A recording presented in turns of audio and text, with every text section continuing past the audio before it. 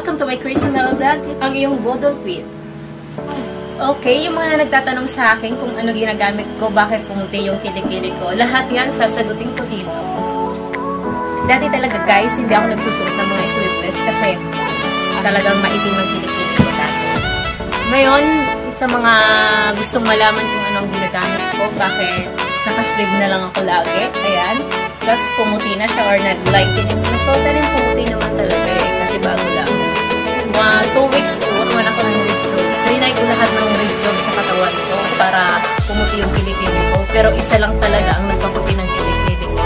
Pero depende kasi ito guys, hiyangan lang, hiyangan sa paggamit. Talaga, hindi talaga ako nag-sleeve. So may mga picture din ako. Hindi ako confident na magtaas ng kilikili ko. Kasi, syempre, hindi naman siya kaganda o talaga na ginamit ko sa sarili ko or trinay ko talaga sa sarili ko. Ito yung ginagamit ko. Ayan. Is Brilliant Rejuvenating Set. Ayan guys. Ayan. Brilliant Rejuvenating Set. Actually, hindi siya pang kilikili. Trinay ko lang sa kilikili ko. Pero pwede rin naman. Pero mas maganda yun sa kilikili. Tapos ito, meron siyang toner sa gabi. Meron siyang sunblock and rejuvenating cream. Meron din po siya kasamang sabon. Ayan po siya. Ipapakita ko sa inyo isa-isa.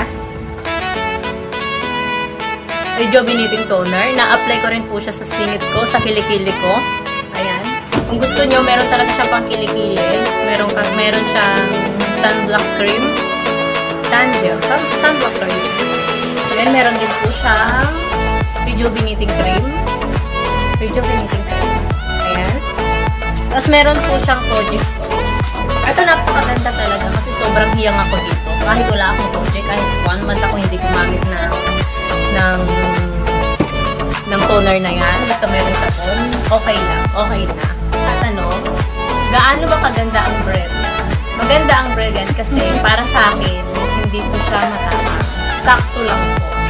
Pangalawa, gano'ng katagal mo gagamitin ang brand?